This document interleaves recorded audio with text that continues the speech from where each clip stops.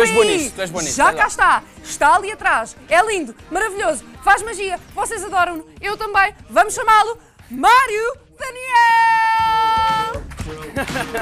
Olá. Olá, Mário. Muito bem-vindo. Obrigado por teres aceito o convite. Obrigado. Olha, já andaste a buscar no Facebook. Foi agora assim rapidinho, estive a ver Então? o que é que a malta estava a O que perguntar. é que viste lá que queres já responder? Não, olha, em primeiro lugar, parabéns, porque fazem perguntas realmente bem interessantes Gostaste? e bem direcionadas. Bem Boa, Sim, boa, sim. boa. Muito bom. Olha, nós temos muitas perguntas para ti. Não sei para onde é que queres começar, João. Olha, Já eu tínhamos aí perguntava alguma? por aquela mesmo que tu referiste há bocado. Muitas perguntas sobre como é que tu começaste a fazer magia. Temos muita gente a Exato. perguntar isso. É aquela história do costume, porque na verdade toda a gente tem sempre essa curiosidade. Exato. A minha primeira atração pela arte da magia foi quando eu ia da escola primária para o trabalho do meu pai e havia um sócio dele que fazia 2 ou 3 truques. Ele não era mágico, nada disso, mas fazia 2 ou 3 truques como hobby. Era um senhor já bastante mais velho. Aliás, ele nunca me chegou a ver enquanto mágico. Ele faleceu ainda antes de eu começar a fazer magia mais a sério. Eu fazia magia com o quê? Cartas? Não, eu fazia 3 coisas que eu me recordo perfeitamente. Uma era com uma espécie de canivete, aqueles que usavam para cortar papel, Sim. para abrir as cartas, e 3 bocadinhos de papel, que ele colava 3 de um lado, 3 do outro, ia contando uma história e ia tirando os papéis, e no fim eles voltavam a aparecer no canivete. Era muito giro, e depois mais tarde vinha perceber, claro, como é que isso funcionava. Depois havia outro que era com uns pauzinhos e uma corda que ele me mandava cortar, depois enrolava e a corda ficava inteira, e a terceira, que é aquela que eu até mais vezes falo e refiro nas entrevistas que dou, que era uma moeda que desaparecia, esfregada no braço dele, desaparecia, e depois aparecia ou debaixo de um pisa-papéis, ou debaixo de um outro elemento qualquer da secretária dele, e isso era muito engraçado. E esses 3 momentos fascinavam-me constantemente. Ele repetia, obviamente, e fazia. Eu era um miúdo com 6 ou 7 anos, e portanto tinha sempre... Mas aquilo que te fascinava na magia era de facto não saberes resolver acho- aquilo que se passava à tua frente, ou aquilo que te chamou foi eu tenho que perceber como é que isto funciona. Eu acho que nessa idade, a impressão que eu tenho, é difícil agora, mas eu acho que a impressão que eu tenho é que nessa idade nós realmente, por momentos, acreditamos mesmo que a magia Sim. existe. E acho que mesmo enquanto adultos... E sabe bem. Exatamente, mesmo enquanto adultos as pessoas por momentos acreditam que a magia existe. É difícil isso parecer lógico, Claro. mas a verdade é que se não fosse assim, muitas das vezes as pessoas mais facilmente descobriam um segredo de alguma coisa. Exato. A verdade é que há um instante em que se as coisas forem bem apresentadas, se as coisas forem bem, se a roupagem for bem pensada, há um instante em que as pessoas acreditam em magia. Eu acho que esse momento existe. E esse momento é muito belo, porque é o momento em que nós conseguimos fazer com que na cabeça das pessoas o mundo da fantasia, do sonho, da ficção, se torne realidade. Aliás, se nós não acreditássemos por momentos em magia ou em algo que não sabemos explicar, também os filmes de ficção, se calhar científica, não nos diziam muito, ou nós também conseguimos pôr-nos, entrar nesses mundos, não é? Portanto, é isso. Sim, se tiver, tal como a magia, se estiver bem contada a história, se nos Exato. conseguirem transportar até lá. Exatamente. Olha, nomeadamente dos filmes de ficção científica, só gosto quando realmente a história é muito convincente. Credível, exato. Sim, porque quando de repente se inventa um laser novo que já dá para fazer não sei o quê, pá, Já um a coisa bocadinho, começa a estragar. Mas em relação ainda à história, à resposta que te estava a dar, portanto, esse foi o meu primeiro momento de fascínio pela magia com esse senhor, mas depois o momento em que eu começo a aprender e a estudar magia surge aos 12 anos, quando um amigo meu leva um livro para a escola. Eu leio esse livro chamado Magia Teatral, de Martins de Oliveira. Era um livro já quase centenário agora, muito antigo. Era quase, eu diria que esse livro foi a minha prova de fogo, porque era um livro tão difícil de ler, porque o português era muito arcaico, lia-se imensas páginas, até que realmente, para se aprender uma coisinha simples, tinha que se ler imenso e era rebuscado. E então eu acho que esse foi o momento, foi a minha prova de fogo. Depois, o que eu fazia, eu vivia na Régua, uma cidade no interior norte do país, portanto tinha pouco acesso a grandes bibliotecas ou a grandes espaços onde houvesse livros, então o que eu fazia era, eu corria às livrarias da minha terra, da minha cidade, constantemente, portanto, mês a mês, percorria as livrarias todas que havia, de uma ponta à outra, e procurava e pedia por livros de magia.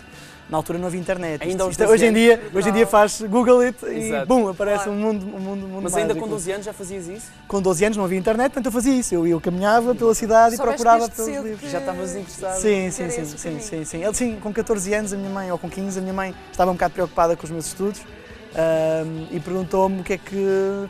perguntou-me não, e dizia, vamos cuidar, tens que estudar e não sei o quê. E eu dizia-lhe assim, eu vou estudar, vou tirar o curso, e tirei, de Educação Física, mas vou viver da magia. E Muito foi bem. tal e E qual. conseguiste. Olha, Olha, temos uma fã com 13 anos, ao telefone. a Inês. A Inês. Olá, Inês. Olá? Olá. Tudo bem? Sim. Olha, és grande fã aqui do Mário Daniel. Ficas impressionada com os truques que ele faz e com a magia dele?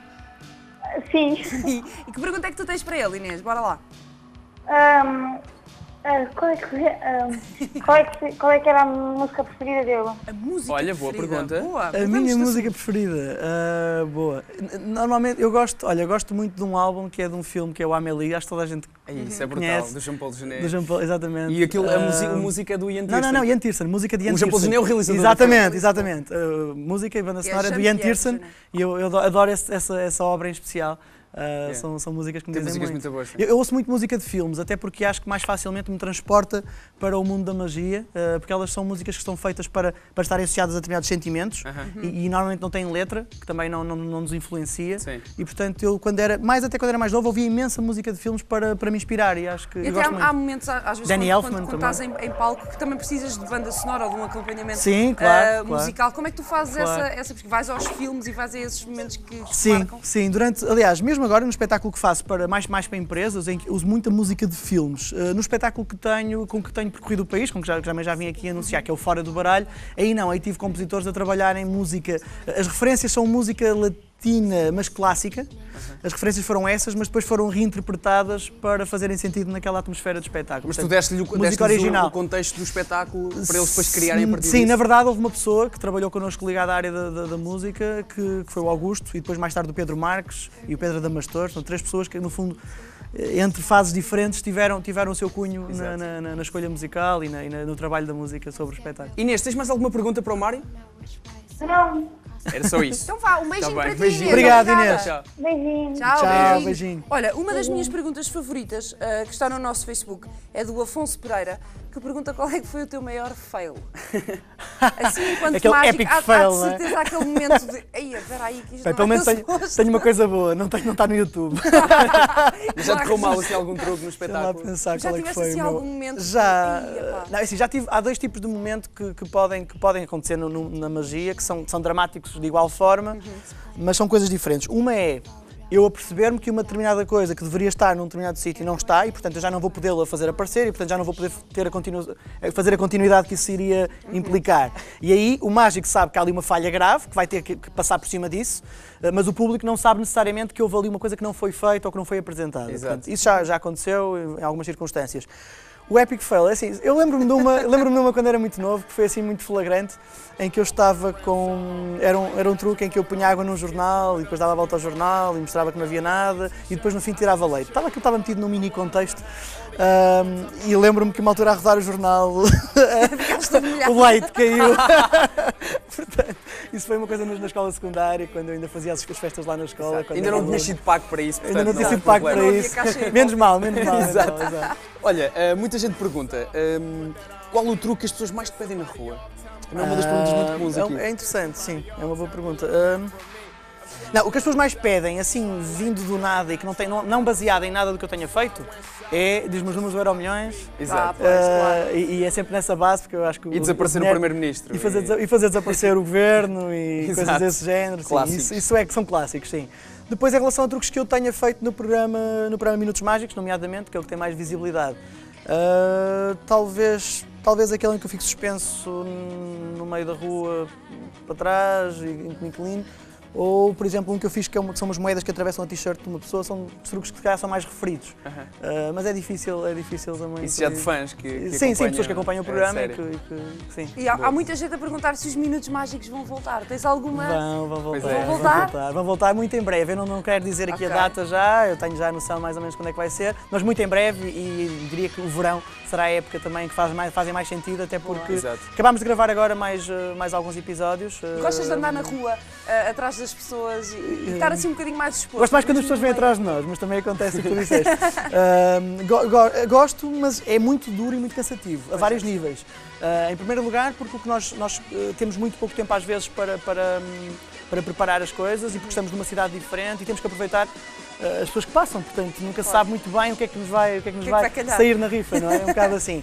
Então, às vezes, por exemplo, é muito chato às vezes quando eu estou a querer fazer algo e as pessoas ficam completamente desconcentradas ou nervosas pelas câmaras e, portanto, às vezes é difícil que as pessoas se envolvam da forma como eu gostava na magia, porque ficam elétricas, como vocês sabem, vocês veem isso também todos os dias. Quando Ficam a observar. Nos espetáculos estão sentadas, é mais fácil. Num espetáculo as pessoas estão a observar, estão sentadas, estão no escuro, por isso é que também se está no escuro. Exato. E portanto não há esse complexo, as pessoas estão livres de expor o seu agrado pelo aplauso, pelo riso. E isso é uma barreira difícil de... Acho que, por exemplo, nos Estados Unidos ou na China ou no Brasil, se calhar seria mais fácil vencer essa barreira da sensação que nós temos, pelo menos em termos culturais, é que nesses países as pessoas são mais descontraídas, abertas e não estão tão preocupadas com o que estão ali a viver. Mas quando consegues captar reações muito Exato. boas. Exato. Não, mas depois é isso, é brilhante, é incrível quando temos reações dessas e é de todas as idades. Ainda anteontem estivemos a gravar dois momentos infantis muito giros e é incrível ver a cara dos miúdos quando eles ficam mesmo a acharem que aquilo foi verdadeiramente magia. Exato. E a expressão, aquilo que eles dizem é tão giro, porque é tão genuíno, é tão bonito. Olha, temos o André ao telefone. Olá, André. Alô, André, 19 anos do Porto. Tudo bem? Tudo. Tudo fixe. Olha, tens perguntas para o Mário Daniel? O quê? Se tens alguma pergunta para o Mário Daniel? Sim. Queria-lhe perguntar se ele já alguma vez usou algum truque de magia para engatar alguma rapariga. Olha, muito bem. Muito boa pergunta. Isso entra no teu swag com... E não vais poder mentir porque a tua mulher está ali. Exato. Está ali a miúda. É assim, a minha mulher, na verdade, a minha mulher e eu conhecemos-nos, ela trabalhava na parte da produção da Praça da Alegria, portanto no programa da concorrência. Uma moeda atrás da orelha e quando houve uma fase em que eu fiz rubricas lá e, portanto, eu acho que a magia ajudou pelo menos a criar o primeiro laço, pelo menos a criar a primeira... Mas isso é verdade, acho que faz parte, nos mágicos, acho que os mágicos todos usam isso. Mas quando também se canta ou se faz outra coisa, as artes têm qualquer arte faz uma diferença em relação a outra coisa qualquer. Raparigas. Exato, é uma boa... raparigas. Não é por aí, mas atrai as pessoas, não é? É uma forma de estar exposto, não é? Por isso é que... E cria um certo encanto, E cria um certo encanto, exato, acho que sim. E por isso acho que me ajudou na minha adolescência e na minha juventude a conhecer algumas pessoas. Dá para quebrar o gelo e tal, perdes aquele nervosismo. Mas também me ajudou muito a fazer grandes amigos. Eu lembro-me, por exemplo, de estar de férias no Algarve e estar num contexto em que as pessoas estão todas ali à volta de uma piscina ou na praia, mas não se conhecem, e por pegar nas cartas e de repente fazer qualquer coisa, quebrar o gelo e começar. E passado uma hora já não interessa a magia, interessa é que estamos ali todos juntos e vamos. Claro. Portanto, há pessoal que conta histórias, tu fazes truques e juntas. Exato, é como contar anedotas ou contar histórias, exatamente. Ou pegar numa guitarra e tocar uma